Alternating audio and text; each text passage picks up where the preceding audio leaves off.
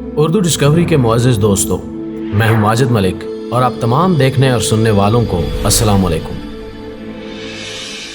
ناظرین گرامی، تاریخ اس بات کی شاہد ہے کہ دنیا بھر میں مختلف ممالک کی طرف سے ایک دوسرے کی اہم معلومات اور راز حاصل کرنے کے لیے عورتوں کو استعمال کیا جاتا رہا۔ فوجی و سول اعلیٰ افسران اور سیاستدانوں کی خوابگاہوں میں داخل کروا کر یہ کام احسن طریقے سے انجام دلوایا جاتا رہا۔ زمانہ قدیم میں بھی دربار کی راہداریوں میں خوبصورت کنیزیں اور طرح عورتیں جاسوسی کے فرائض نہایت ماہرانہ اور خفیہ طریقے سے انجام دیتی رہی ہیں۔ پہلے وہ ناز و ادا سے مخاطب کو زیر کرتی ہیں، کبھی خواجہ سرا کو سیڑھی بناتی ہیں تو کبھی کسی بااختیار وزیر کی ڈانس پارٹنر بن کر اپنا مقصد حاصل کرتی ہیں۔ غرض یہ کہ حسن کا جال بچھا کر ایسی معلومات حاصل کر لی جاتی ہیں جن کے بارے میں کوئی تصور بھی نہیں کر سکتا کہ وہ اس قدر آسانی سے چھین لی جائیں گی۔ ان معاملات میں بے شمار عورتوں نے اپنی اپنی حکومتوں کے لیے مختلف ممالک کے فوجی اور سرکاری افسران سے معلومات حاصل کر کے اعزازات اور انعام و اکرام پائے، لیکن جاسوسی کی دنیا میں جو نام اور مقام ماتا ہری کو ملا وہ کسی اور کے حصے میں نہ آ سکا۔ آج کی زیر نظر ویڈیو میں ہم آپ کو اسی جاسوسا کی دلچسپ کہانی سنائیں گے۔ تاہم یہاں حسب روایت ہم نئے آنے والے دوستوں سے درخواست کرتے چلیں کہ پہلے اردو ڈسکوری کو سبسکرائب کرتے ہوئے ساتھ موجود گھنٹی کے بٹن کو بھی دبا دیں تاکہ یوں ہی علمی، ادبی اور تفریحی ویڈیوز پیش کیے جانے کا تسلسل برقرار رکھا جا سکے۔ یہی ویڈیوز آپ کے علم میں اضافے کا سبب بھی بنتی ہیں، لہٰذا ہماری کاوشوں کو سراہتے ہوئے ویڈیوز کو لائک ضرور کیا کیجیے۔ تو آئیے ناظرین، چل کر جاسوسی کی دنیا میں قدم رکھنے کی جسارت کرتے ہیں۔ معزز خواتین و حضرات، حسین عورتیں کس طرح پیار کا جال بچھا کر مشہور، ممتاز اور طاقتور لوگوں کا شکار کرتی ہیں، اس کی مثال آج کے دور میں کہیں نہ کہیں دیکھنے کو ملتی ہے۔ جو کام مخالفین کی شرانگیزی، گالم گلوچ اور دولت سے نہ ہو سکے، وہ چند دنوں میں ایک خوبرو عورت آسانی سے سر انجام دے سکتی ہے۔ جاسوسی کی تاریخ میں قدم قدم پر آپ کو خواتین جاسوس ملیں گی، لیکن پھر بھی ماتا ہری کے بعد کوئی دوسری عورت ماتا ہری نہ بن سکی۔ ماتا ہری دراز قد، انتہائی پرکشش اور خوبرو عورت تھی۔ اس کی پیدائش 7 اگست 1876 کو نیدرلینڈز یعنی ہالینڈ میں ہوئی۔ اس کا اصل نام مارگریٹا سیلے تھا۔ ماتا نے ایک مالدار گھرانے میں آنکھ کھولی۔ معاشی آسودگی کے جھولے میں وہ 13 سال تک جھولتی رہی۔ اس کا باپ بڑا بزنس مین تھا، اپنی اکلوتی بیٹی کو دنیا جہاں کی نعمتیں فراہم کی، لیکن 1899 میں آنے والے معاشی بحران کی بدولت وہ دیوالیہ ہو گیا۔ نوبت یہاں تک آن پہنچی کہ ماں باپ میں علیحدگی ہو گئی اور 1891 میں اس کی ماں کا انتقال ہو گیا۔ لاڈ پیار اور ناز و نوم میں پلی لڑکی کو کئی جھٹکے ایک ساتھ لگے۔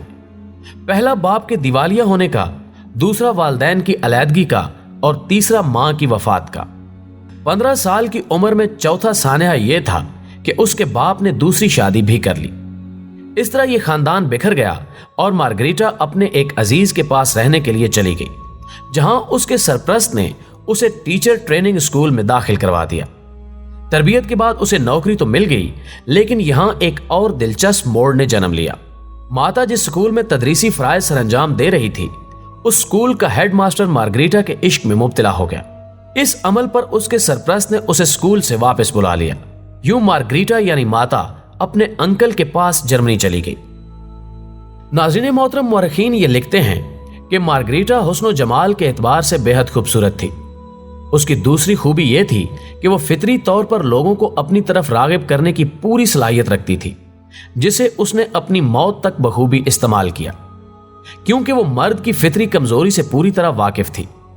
18 برس کی عمر تک مارگریٹا کا حسن 14ویں کے چاند سے چمکنے لگا۔ امیری سے غریبی کا سفر اس کے لیے بے حد تکلیف دہ تھا۔ وہ کسی ایسے موقع کی تلاش میں تھی جس سے عیش و عشرت کی وہ زندگی دوبارہ جی سکے جس کی وہ 13 برس تک عادی رہی تھی۔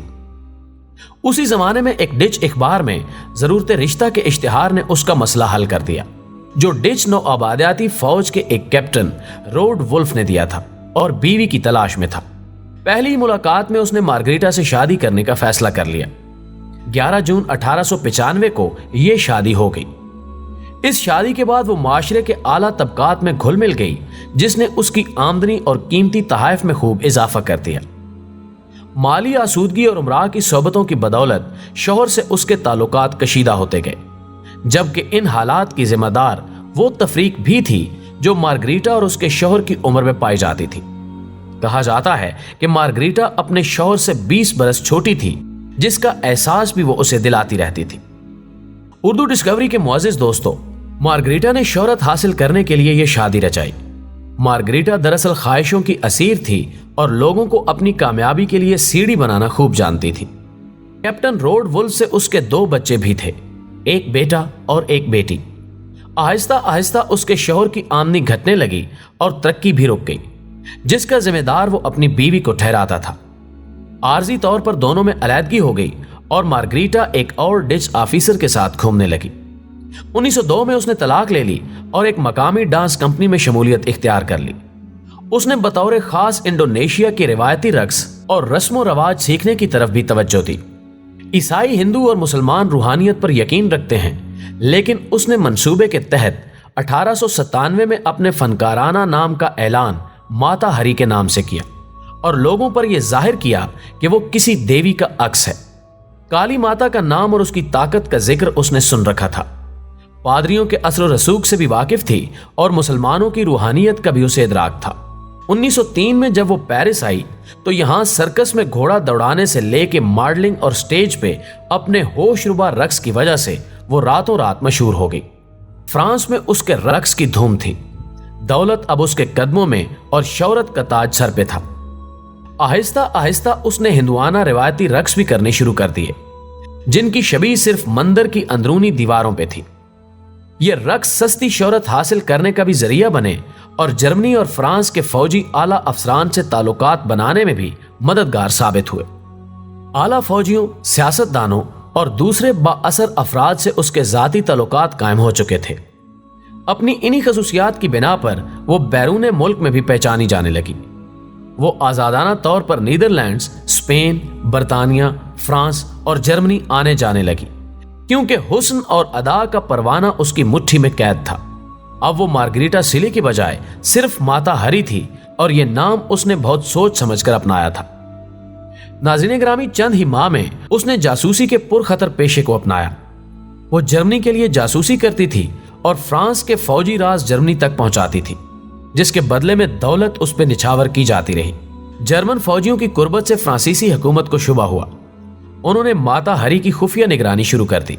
फ्रांस के फौजी अफसरान ने उसके बेहद आम रेडियाई पैगामात पकड़ लिए जो जर्मनी को दिए जा रहे थे और आवाज माता हरी की थी।